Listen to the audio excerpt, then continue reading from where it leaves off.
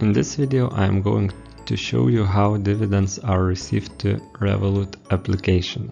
So firstly, I received a notification through the Revolut app, and you can see it in the screenshot here. Okay, let's go to the app itself and see how it looks. Okay, so now I'm browsing through my investment portfolio and I can see that the dividends are not shown. It should be seen next to transactions part.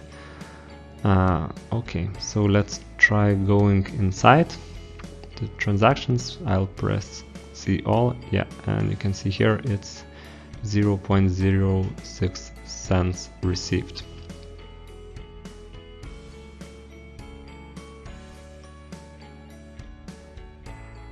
Okay, and now I tried to reconnect to the application 40 minutes later, and now I can see that it's already seen in the transactions field. So as you can see, it takes some time for everything to be visible.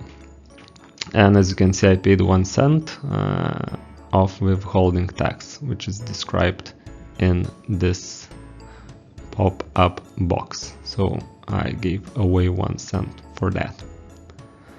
I hope you will find this information valuable for your dividend portfolio.